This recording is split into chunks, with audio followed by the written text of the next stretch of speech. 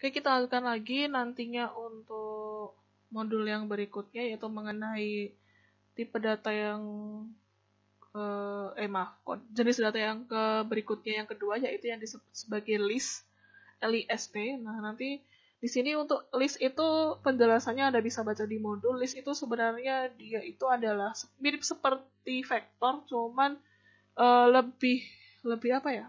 Mungkin lebih sedikit kompleks sedikit, atau bukan kompleks sih. Intinya itu dia juga tipe jenis data yang bisa juga menyimpan vektor di dalam listnya. Jadi kalau Anda pakai list ini, Anda bisa menyimpan pula tipe data selain tipe data tunggal seperti kayak tadi numerik, sendirian atau karakter atau apa. Nah, di sini juga bisa menyimpan pula yang berbentuk nanti vektor seperti itu. Nah, sekarang contohnya kita masukkan Z.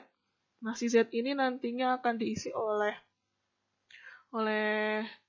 tiga data nantinya. Nah, untuk memasukkan tiga jenis data ini nanti saya akan pakai perintah list, kemudian kurung buka.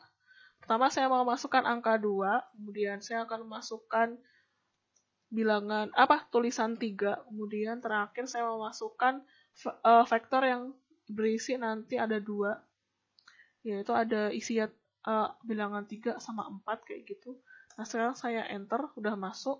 Nah, sekarang saya pengen tahu tipe data yang ada dalam list yang namanya Z ini. Nah, untuk mengetahui tipe datanya itu kita Anda bisa pakai rumus baru yang disebut sebagai STR.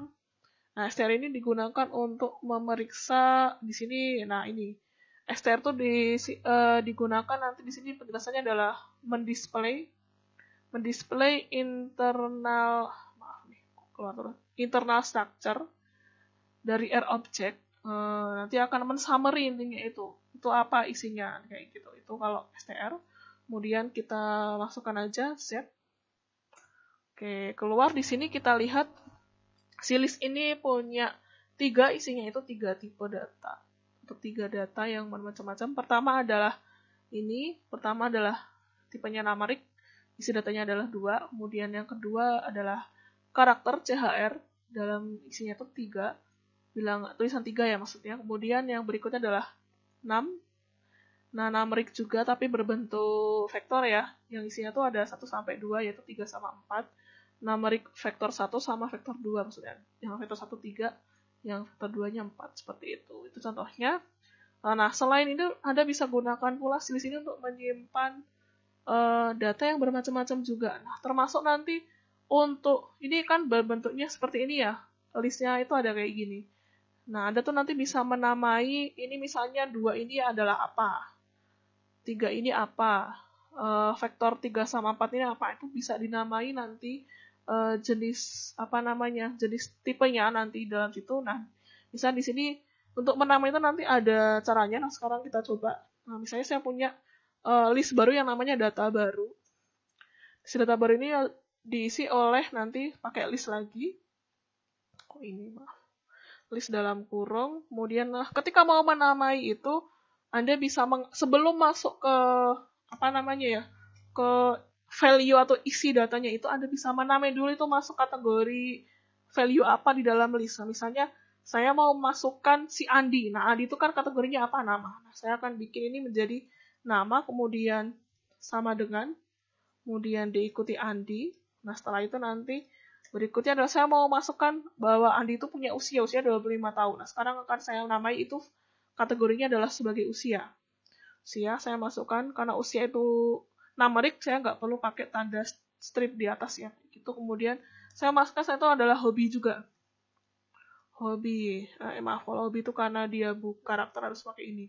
Hobi, kemudian hobi sama dengan, nah dia punya hobi misalnya sepak bola. Oke, udah selesai saya masukkan 3 list ini. Ada nama Andi, namanya sebagai Andi. Nah, Andi ini adalah masuk ke kategori list nama. Kemudian ada 25, itu usianya si Andi, sama hobinya Andi itu adalah sepak bola kayak gitu. Udah selesai dimasukkan. Nah, itu udah masuk ke environment. Nah, sekarang saya mau panggil si data baru ini. Ketika saya panggil nanti, cukup panggil aja nama listnya, yaitu data baru. Nah, akan keluar nanti ini. Pertama yaitu kategori nama, itu berisi Andi. Kemudian kategori usia 25, kategori hobi adalah sepak bola, kayak gitu. Itu adalah hasil dari ini ya, memasukkan list data baru ini. Nah, itu untuk list. Jadi list itu Anda bisa, kalau hanya sekedar mau ngisi, Anda bisa langsung kayak gini. Tapi kalau misal mau memberikan nama pada data yang Anda masukkan, Anda boleh silakan masukkan apa nama kategorinya ini, kemudian baru disama dengankan apa isi dari nilai tersebut, nanti bisa langsung diisi kayak gitu ya. Kemudian ini nanti akan keluar outputan kayak gini. Langsung aja nanti Anda nggak perlu pakai STR, atau kita coba pakai STR ya, kayak gimana hasilnya kalau kita lihat STR. STR data baru. Oke, di sini kita lihat listnya 3. Pertama adalah kategori nama, itu karakter. Kategori usia number, kategori hobi karakter lagi ya. Oke, dan ini isinya. Ini isinya Andi 25 sepak bola kayak gitu. Nah, itu untuk yang jenis data list. Sekarang kita masuk ke yang baru yaitu matrix. Nah, yang matrix ini nantinya seperti yang ada kenal sebelumnya di kuliah yang pernah ada lalui, matrix itu dia adalah data yang berbentuk 2 dimensi ya, nantinya itu ada kolom sama ada baris nantinya itu. Nah, nanti untuk pembentukannya di R ini nanti ada berbagai cara yang bisa dipakai, nantinya itu Anda bisa lihat di modul nantinya untuk menggunakan matriks kayak gimana. Nah, nanti ini nantinya dia berbentuk seperti ini nanti codingnya. Di sini nanti ada yang perlu diingat, itu nanti ada di sini itu di isi yang pertama itu adalah isi datanya itu apa nanti.